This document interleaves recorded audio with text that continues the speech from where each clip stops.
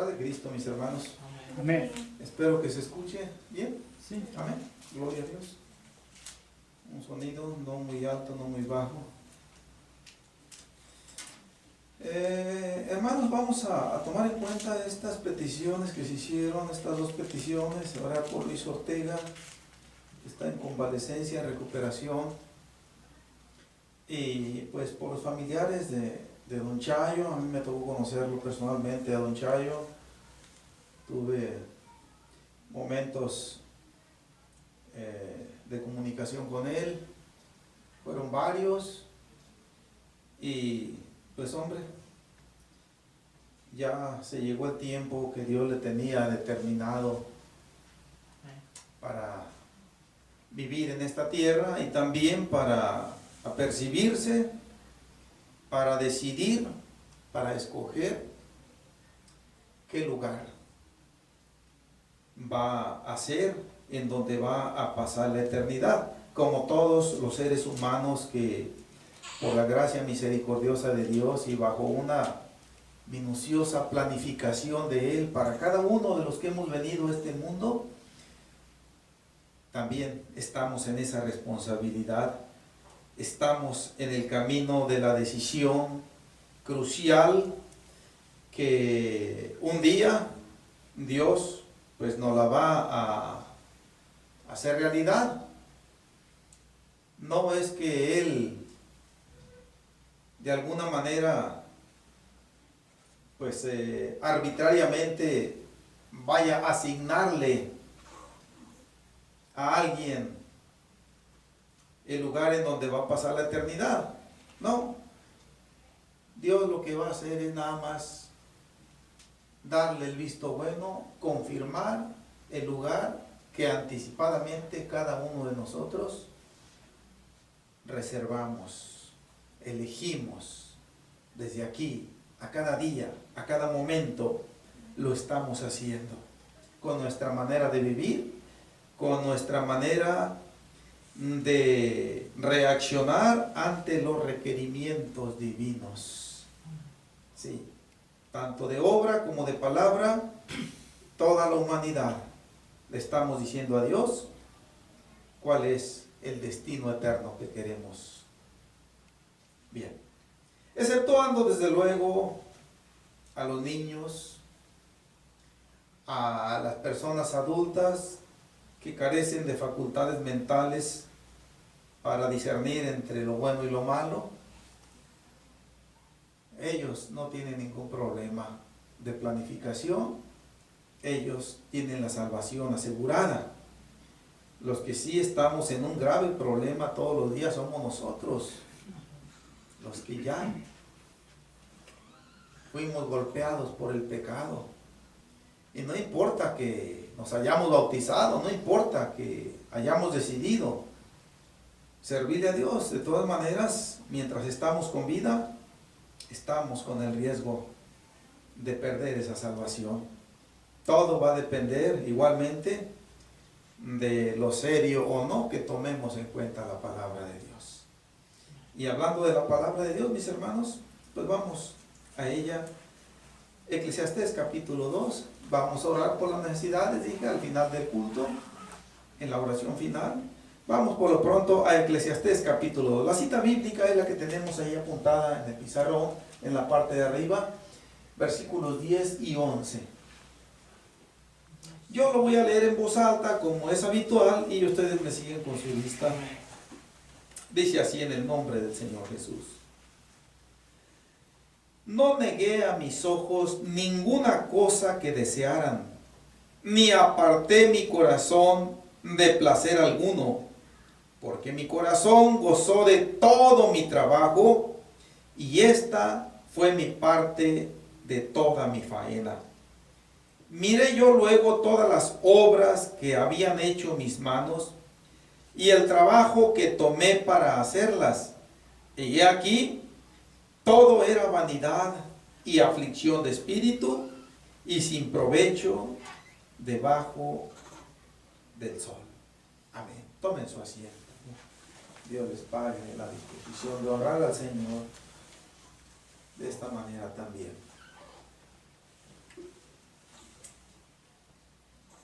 Hemos estado viendo, hermanos, en los versículos previos,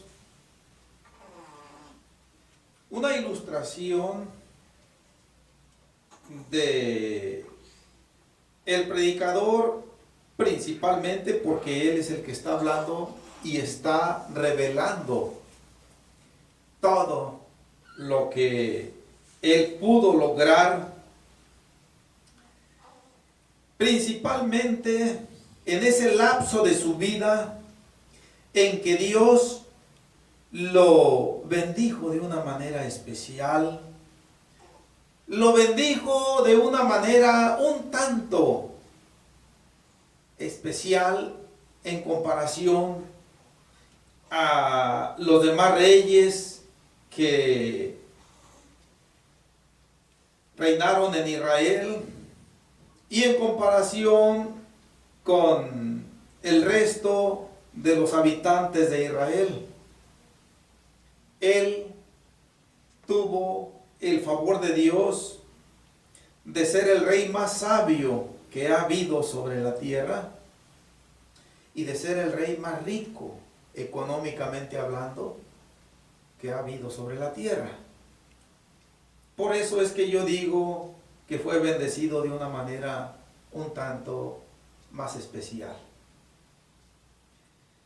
Y lo enunciado en los versículos que preceden al contexto que nos ocupa hoy, pues nos ilustran ya no solamente a un rey, nos ilustran a cualquier persona que se deja llevar por la lujuria material, que se deja cautivar por los bienes materiales y que su visión no pasa de ahí. Ahora, esto ya estuvimos viendo bastante en las predicaciones pasadas, mis hermanos. Ahora quiero que nos centremos en estos versículos, de estos dos versículos, el 10 y el 11. Vamos a tratar de comprender primero el versículo 10 y también a tomar muy seriamente los mensajes espirituales que nos lanzan a nosotros. El rey Salomón ya tuvo su oportunidad, otros también la han tenido, pero ahora el Señor centra su atención en nosotros que estamos puestos en la escena y que estamos nosotros, como dije hace un momento, en la carrera de la prueba, en donde estamos nosotros decidiendo nuestro destino eterno. Y el título que yo le puse a esta predicación es precisamente principal causa de la ruina espiritual. Sí. Lo que nos dice el versículo 10: no negué a mis ojos ninguna cosa que desearan, hasta ahí por lo pronto. Vamos a parafrasear este versículo. Enseguida pasaremos a la parte que sigue. Pero está resumiendo el predicador aquí, en estas sencillas palabras, la causa principal que le arruinó su vida espiritual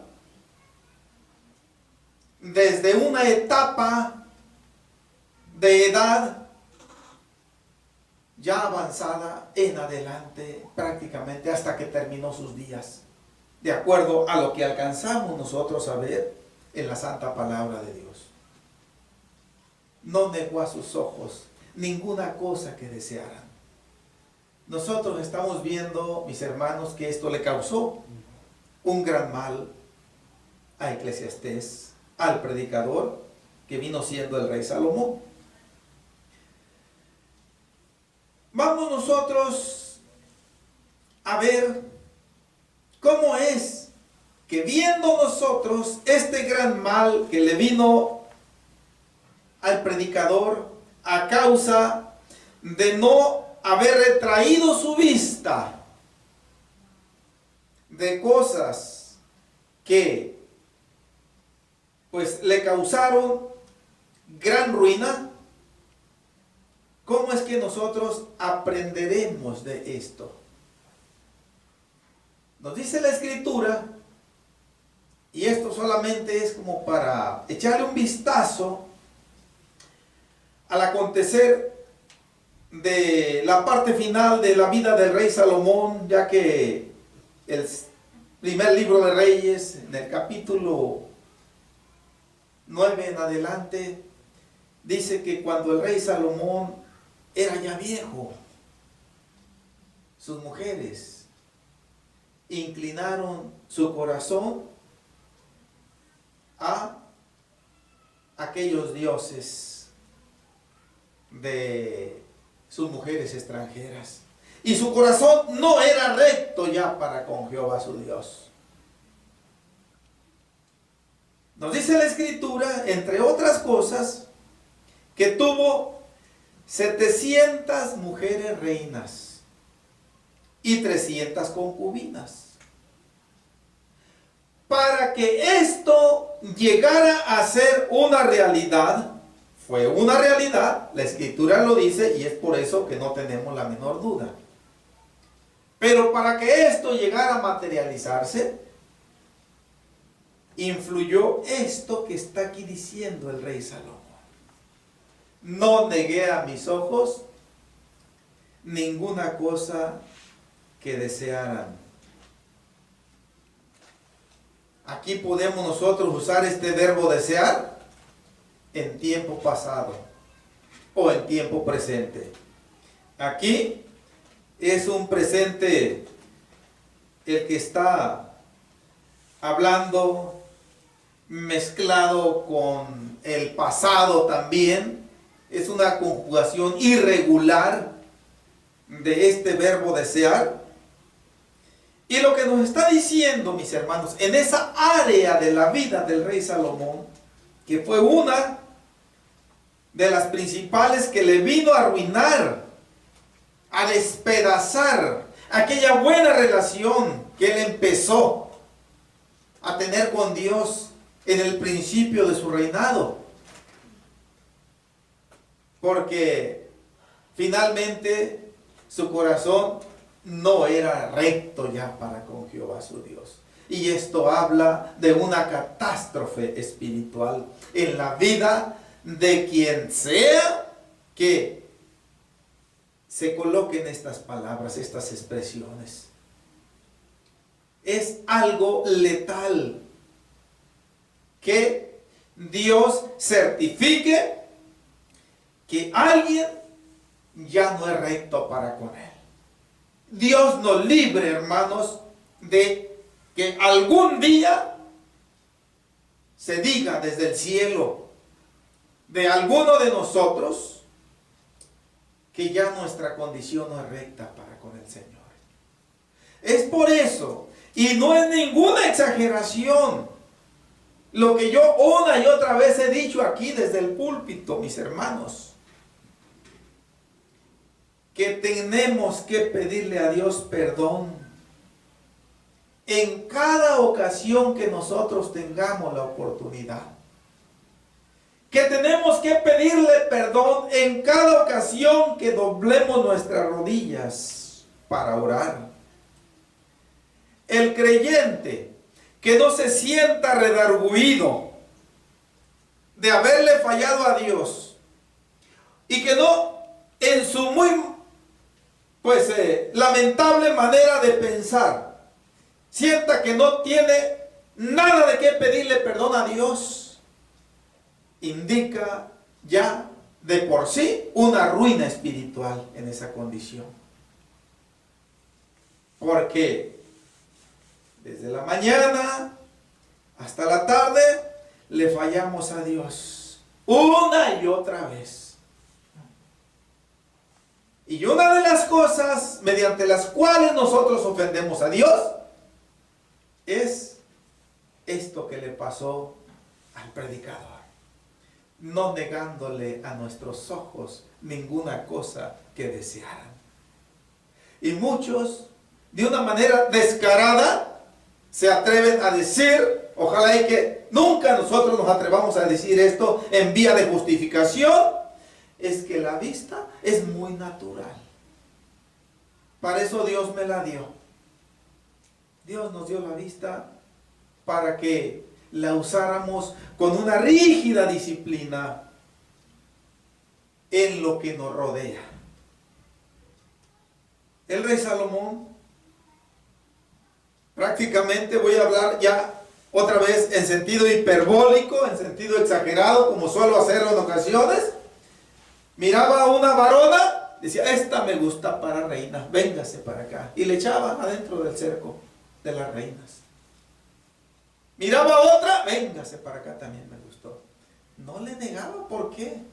Era el rey, tenía la manera económica, tenía la autoridad, pero lo que no reparó es que eso ofendía a Dios.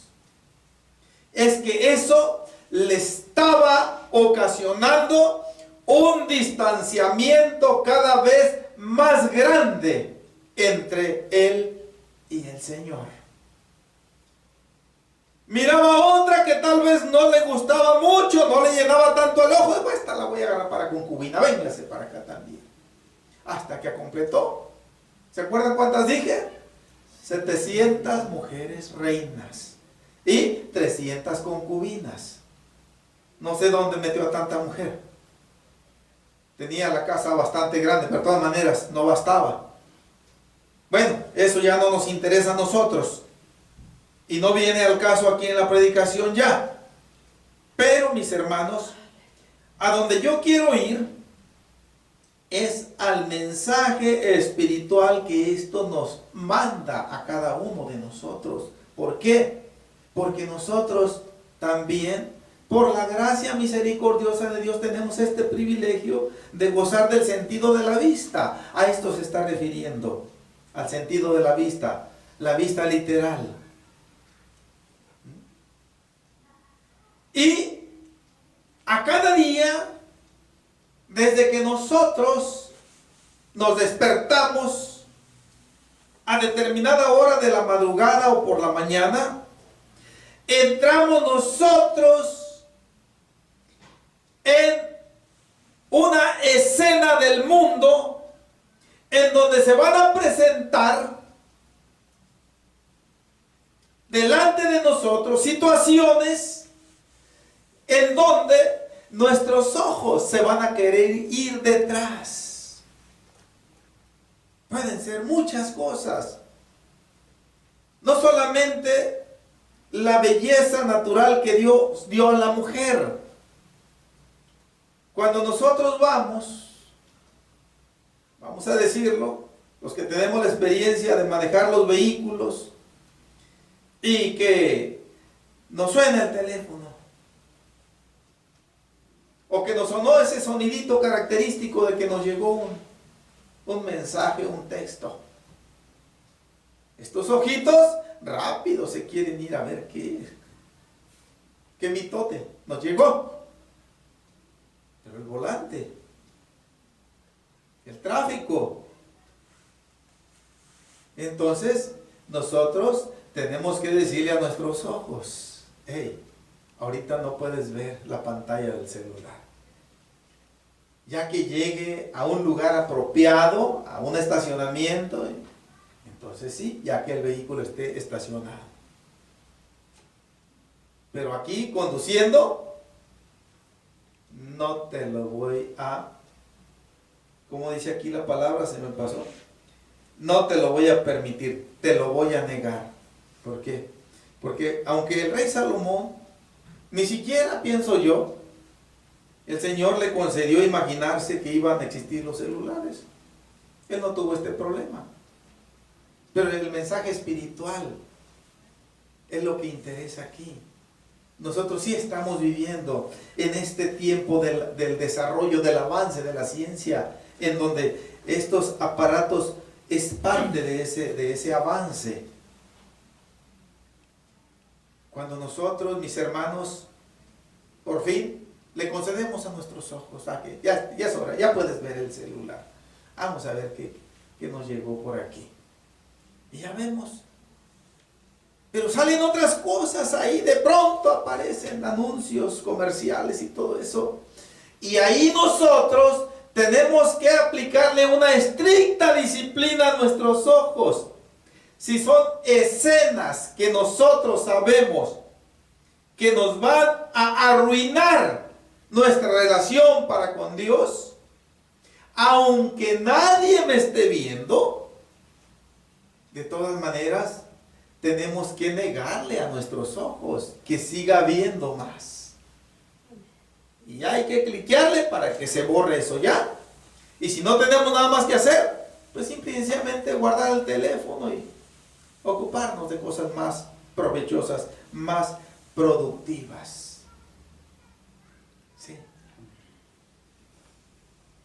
Y así como este ejemplo, mis hermanos, que yo les estoy poniendo, podemos poner muchos más. Cuando vemos alguna cosa, algún bien, lo que sea, alguna herramienta, ¿qué otra cosa pudiera ser? ¿Qué nos decía nuestra hermana Elvia que vio aquella ocasión? No recuerdo si era un botellón de jabón para lavar. La vista intervino. A mí también me pasó, yo ya les platiqué mi experiencia que tuve. La vista. Y si no cayó a la primera, pues la vista ahí está. Tenemos que negarle nosotros eso. Cuando ha habido, mis hermanos, quienes literalmente han perdido el autobús, han perdido, y no estoy exagerando, el vuelo del avión, han perdido el camión de la ciudad que pasa, han perdido agarrar un taxi, todo porque la vista está ocupada en cosas que no ameritan.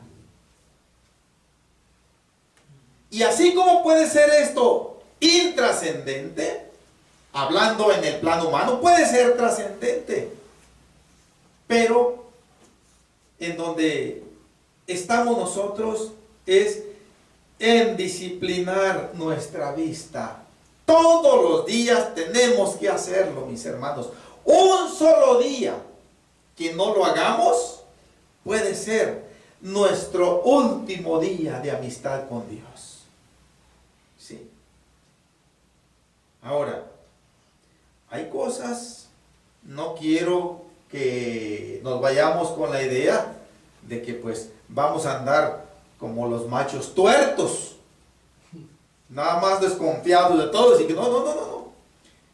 Hay rosas preciosísimas, flores, frutos, bosques, montañas, la misma luna preciosa cuando está llena y que se ve grandísima, las nubes, los mismos relámpagos, los sucesos sobrenaturales tan destructivos, las estrellas, el sol, etcétera, etcétera. Pudiera mencionar tantas cosas en donde, lejos de negarle a nuestros ojos esas escenas, hay que permitírselas. ¿Por qué? Porque todo ello está hablando de la grandeza de Dios. Y todo ello puede motivarnos, y de hecho a mí me ha motivado una y otra vez, de dar gloria a Dios, mis hermanos. Pero quiero, hermanos, que vayamos a la palabra de Dios desde el principio de la creación. Vamos a Génesis capítulo 3.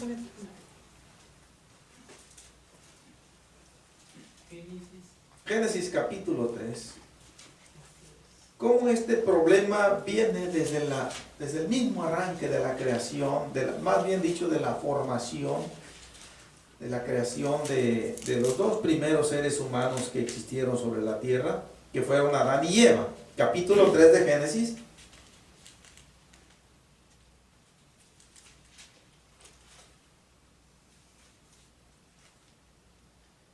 Versículo 6 y versículo 7. Y vio la mujer que el árbol era bueno para comer, y que era agradable a los ojos, y árbol codiciable para alcanzar la sabiduría, y tomó de su fruto y comió. Y dio también a su marido, el cual comió, así como ella. Entonces fueron abiertos los ojos de ambos, y conocieron que estaban desnudos. Entonces cosieron hojas de higuera y se hicieron delantales. Amén. Aquí está hablando de Adán y de Eva. Y está hablando aquí de un momento crucial en la vida de Adán y Eva. ¿Por qué crucial? Porque antes de este momento, antes de esto, ellos habían sujetado su vista a una disciplina ordenada. Aquella disciplina que Dios les había ordenado. No comeréis del árbol del huerto que está en medio. Era el árbol de la ciencia del bien y del mal. No van a comer de él. Bueno, pienso que para que ellos pudieran guardar esta ordenanza inicial del Señor, una de las cosas que tuvieron que hacer, simple y sencillamente, ni siquiera ver el fruto ese, ni siquiera ver ese árbol. ¿Por qué? Porque hasta cierto punto ellos sabían que por ahí iba a empezar a meterse un gran mal. Y por un tiempo que la palabra de Dios no nos clarifica aquí, pudieron haber sido años, no sabemos cuánto tiempo, ellos ni siquiera volteaban a ver el árbol de la ciencia del bien y del mal. Ellos tenían de parte de Dios la libertad, no solamente de ver todo el resto de la vegetación del huerto del Edén, sino también comer de ellos.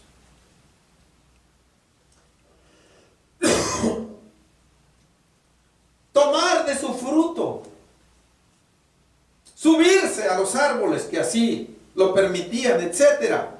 Pero nada más ese, sí tenían que tener mucho cuidado. Pero llegó el momento en que, mis hermanos, llegó el tentador. Llegó aquella serpiente antigua que finalmente, allá en Apocalipsis 20, 1 y 2, nos dice que es el diablo y Satanás. Y empezó a meter la tentación. Obviamente con el permiso de Dios. Con una visión, un propósito muy grande también de parte de Dios al permitir esto. Pero vino a provocar la inteligencia de Eva.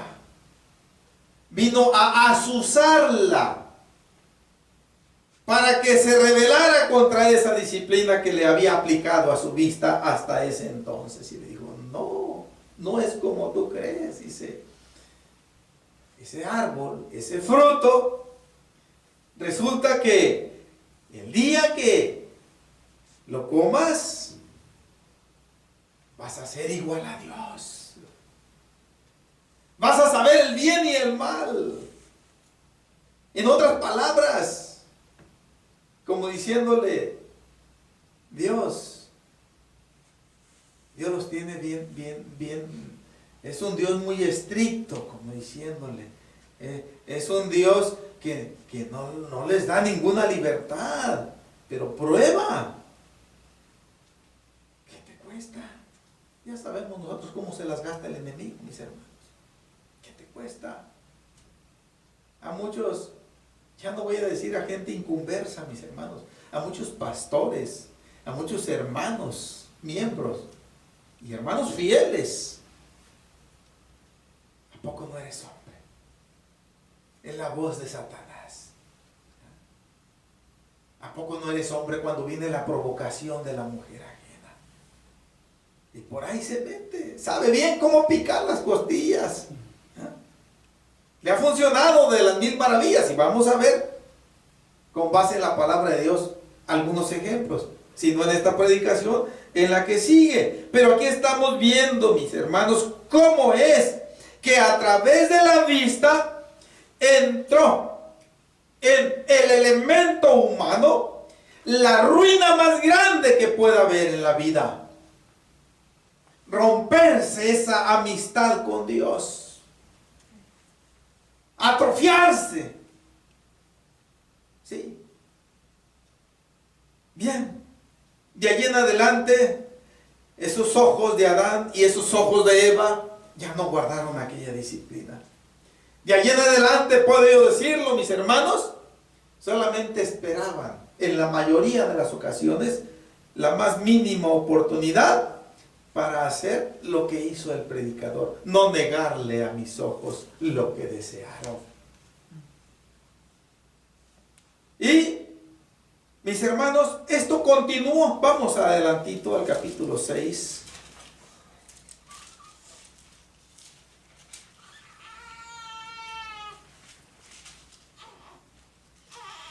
Versículo 1 y versículo 2. Dice así, Génesis 6, 1 y 2.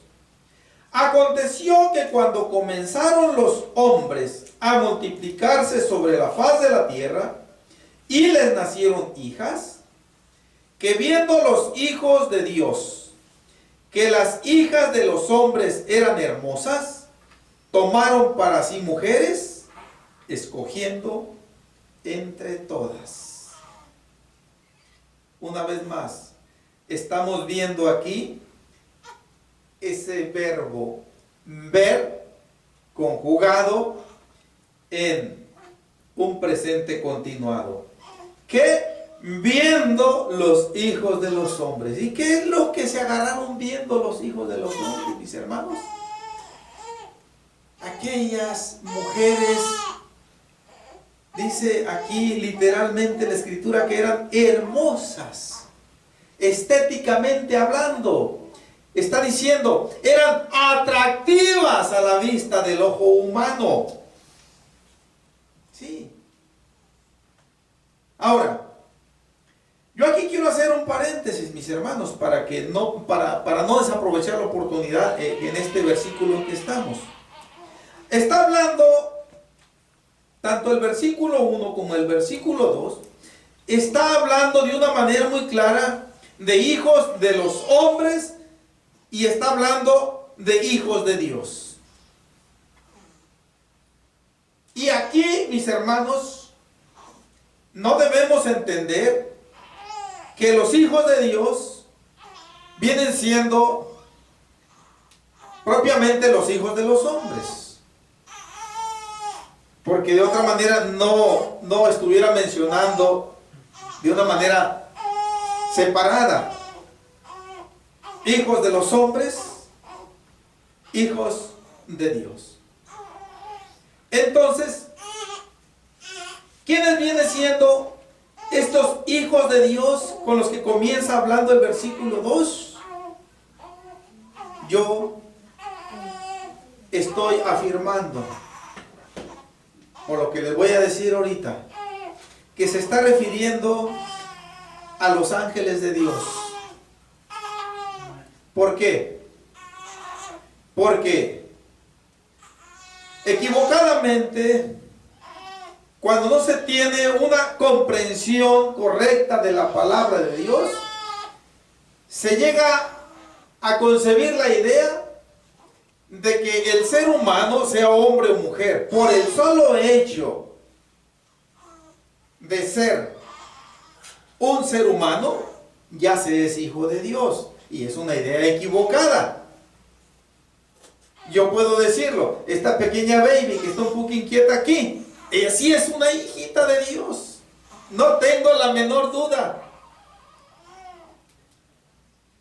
Pero ya cuando se deja esa etapa privilegiada de la inocencia, ya no se puede decir lo mismo. Ni siquiera de alguien que forma parte de una congregación religiosa. Así, de una manera contundente.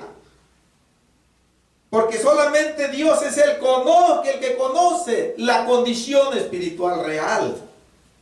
Desde el pastor hasta el miembro que no tiene ninguna responsabilidad en el ministerio. ¿Sí? Equivocadamente muchos religiosos que no tienen esta comprensión correcta de la palabra de Dios, ven que alguien predicó muy bonito, ven que alguien pues tiene el don de la sanidad, de la enseñanza, etcétera, y dicen, es un varón de Dios. Error. Nosotros, afortunadamente o desafortunadamente, como querramos llamarlo, no tenemos la capacidad ni la autoridad de parte de Dios para calificar a alguien como hijo de Dios o no hijo de Dios. ¿Sí? ¿Por qué? Porque yo no conozco adentro cómo está ese corazón. Yo nada más puedo que lo mire aquí una hora, unos cuantos minutos, y su comportamiento tal vez sea intachable, sea ejemplar. Pero hasta ahí yo no sé cuál es su condición cuando desaparece de mi vista. No sé si por allá dando la vuelta a la esquina sacó un cigarro y se lo empezó a fumar. O abrió una cerveza helada y vámonos para adentro. O se metió con una mujer ajena en fornicación o en adulterio. O cuántas otras cosas más yo pudiera mencionarles. Por eso es que nosotros, nada más, qué bueno que tengamos un buen concepto de algún hermano, de alguna hermana, de alguna persona, pero hasta ahí. Pero no nos vayamos, como se dice coloquialmente hablando, no nos vayamos con la finta. No todo lo que brilla es oro. El Señor es el único que conoce y que sabe quiénes son sus hijos y quiénes no son sus hijos. Y yo pudiera decir algo más atrevido aquí, pero no me salgo de la realidad bíblica. Dios es el único quiénes son sus hijos y es el único que sabe quiénes son los hijos del diablo. Suena un poco duro esto, pero ya en su momento veremos en la palabra de Dios esto que yo estoy hablando, mis hermanos. Ahora, entonces, aquí nosotros podemos ver, hermanos, la palabra de Dios nos da testimonio de que Dios les ha permitido, no a muchos quizás, pero sí a algunos ángeles les ha permitido que vengan aquí a la tierra y que se humanicen. Que se vuelvan tangibles, así palpables, visibles. E inclusive que hasta puedan comer alimentos. Y en esta ocasión, pues se llegaron a mujeres hermosas. Y de esa relación, hermanos, pues hubo engendramientos, hubo nacimientos de hijos, vamos a decirlos, un tanto sobresalientes, porque en el versículo 4 habla un poco más de esto y dice: había gigantes en la tierra en aquellos días, y también después que se llegaron los hijos de Dios a las hijas de los hombres y les engendraron hijos, Estos fueron los valientes que desde la antigüedad fueron varones de renombre. Esta palabra renombre tiene el sentido de decir que sobresalieron mucho más que los que les rodeaban. Fueron de una existencia mucho más sobresaliente que los demás. Tal vez las proezas que hicieron, etcétera, no nos relata aquí la palabra de Dios detalles, pero sí nos está con esta palabra diciendo los valientes que desde la antigüedad fueron varones de renombres. Y esta palabra valientes, hermanos, pues en el tono bíblico hay dos maneras de identificar el significado. Valiente se puede referir a una persona que no es cobarde, a una persona que no le tiene miedo al peligro, a una persona que no le tiene miedo al enemigo, sea chico o sea grande, sea poco en número o no muy numeroso. Ese es uno de los significados. El otro significado es el que se centra más en el tono bíblico. Los valientes en el tono bíblico son aquellos que deciden decirle no al pecado y deciden tomar en serio la palabra de Dios. Y podemos nosotros decir también que los valientes son los hijos de Dios.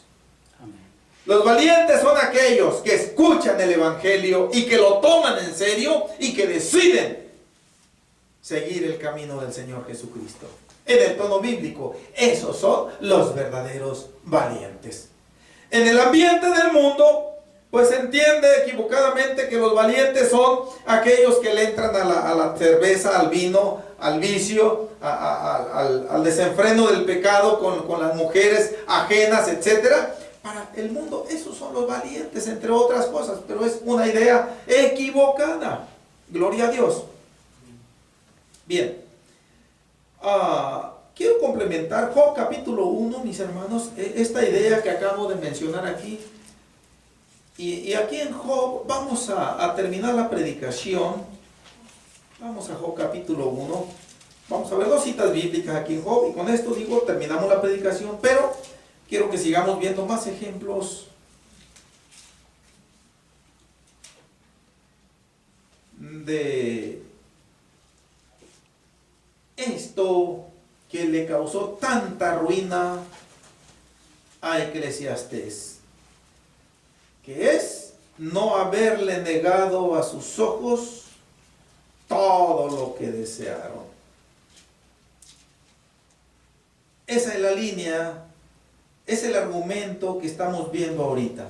Pero por lo pronto, estamos dentro del paréntesis todavía, eso de los hijos de Dios y de los hijos de los hombres, para ver desde el punto bíblico la gran diferencia que hay.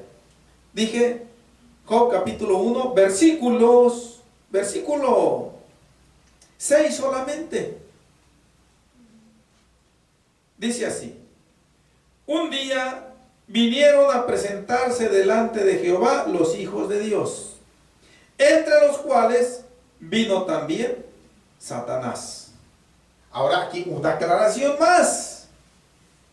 En este paréntesis que estamos. Satanás no era hijo de Dios. Fue hijo de Dios. Fue tal vez el hijo de Dios más privilegiado. Pero a estas alturas, en que estamos viendo aquí en Job capítulo 1 versículo 6, ya no era hijo de Dios. Vino entre los hijos de Dios, pero él no era hijo de Dios, para que no se vaya a interpretar equivocadamente este versículo, ¿sí? Y lo que nos está diciendo aquí Job 1:6, ya con palabras más claras, porque no puede haber más hijos de Dios que vinieran a presentarse delante del Señor. Aquí, mis hermanos, podemos nosotros afirmar sin temor a equivocarnos que no está hablando de un lugar terrenal. No. Aquí está hablando más que nada de un lugar celestial. de un lugar en el cielo, pero no un lugar terrenal. Y quienes vinieron a presentarse ante Dios, esos hijos de Dios, fueron los ángeles. Cuando menos algunos de ellos, y no todos, porque son millones. Entonces, vinieron a presentarse. Aquí no nos dice cantidades, nada más nos dice los hijos de Dios. ¿A qué vinieron? No sabemos tampoco. No nos dice aquí la Escritura. Lo cierto es que me dio de parte de Dios un llamado. Quiero que vengan para acá conmigo. Y Satanás, como su especialidad, es el ser un metiche bien hecho, el ser un mentiroso, ser un cobarde, ser un homicida. Ahí viene también. Pienso que nadie lo invitó, pero él solo se invitó. Vamos al capítulo 6. Aquí mismo en Job.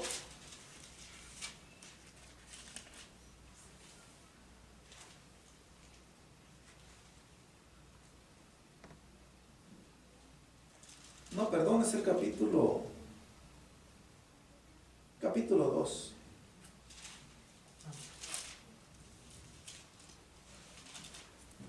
Es el capítulo 2, el versículo 1. Nos está diciendo otra vez algo similar. Dice así: aconteció que otro día vinieron los hijos de Dios para presentarse delante de Jehová. Y Satanás vino también entre ellos, presentándose delante de Jehová. Otra vez la misma escena, pero en otra ocasión. Los hijos de Dios, los ángeles. Acá adelantito, en Job capítulo 38, si no estoy equivocado, vamos a ver.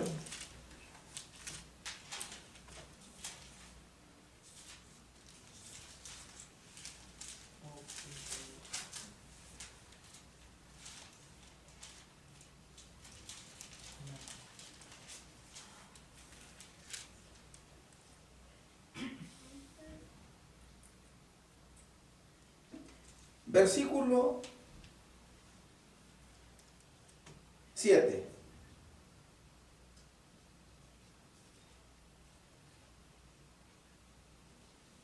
Dentro de las muchas preguntas que Dios le hizo a Job para sacarlo de ese error en que se encontraba, aquí tenemos una que no es pregunta, sino más bien es una afirmación que Dios le está revelando a Job.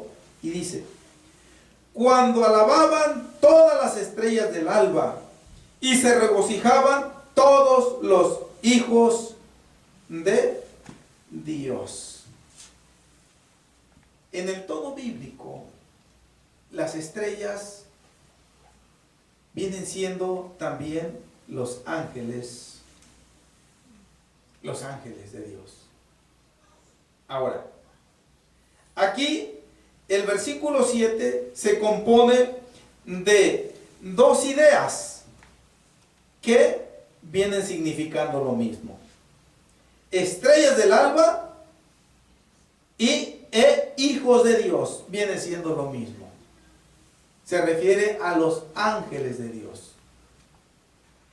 Acordémonos que cuando Satanás empezó a hacer su trabajo allá en el cielo de rebelión contra Dios entre sus compañeros ángeles, logró engañar a una tercera parte de ellos. A una tercera parte de ellos. Y Dios los expulsó del cielo, tanto a Satanás como a esa tercera parte de ángeles. Dijo: aquí ya no hay lugar. Aquí solamente pueden estar aquellos que no tengan pecado. Y el Señor los expulsa, los echa fuera. Ok, pero esto lo tenemos, creo, acá en Apocalipsis capítulo 6. Permítanme ver, mis hermanos, hemos visto esta cita bíblica en algunas ocasiones.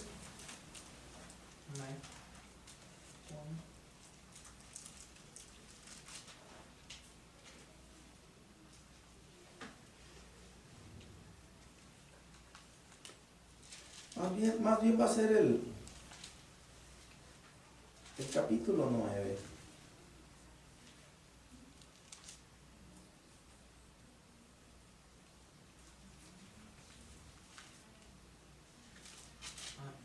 Vamos a ver, vamos a ver.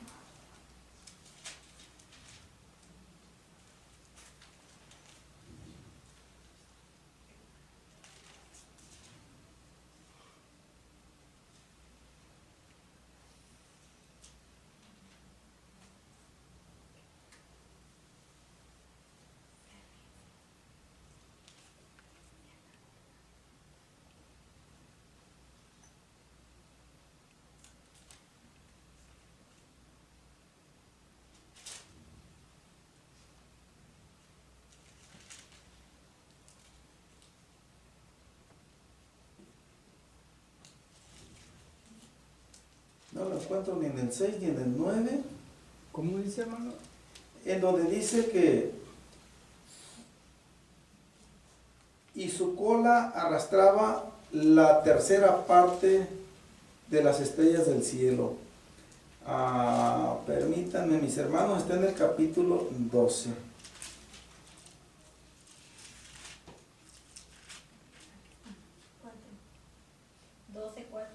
Uh-huh.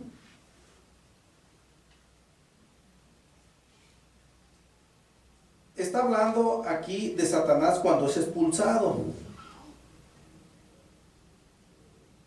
Dice 12, 3 y 4 para entender mejor el contexto. También apareció otra señal en el cielo. He aquí un gran dragón escarlata que tenía 7 cabezas y 10 cuernos, y en sus cabezas 7 diademas. Y su cola arrastraba la tercera parte de las estrellas del cielo y las arrojó sobre la tierra. Y el dragón se paró frente a la mujer que estaba para dar a luz, a fin de devorar a su hijo tan pronto como naciese. Bien, mis hermanos, esto es una mención. No quiero meterme desde la raíz de esto porque ya me voy a salir mucho de esto. A donde quiero ir es al Evangelio de San Juan, ya para cerrar este paréntesis. Había dicho que íbamos a terminar ahí en Job, pero considero necesario para clarificar sobre los hijos de Dios y sobre los hijos que no son de Dios. Evangelio de San Juan, capítulo 1, versículo 11, 12 y 13.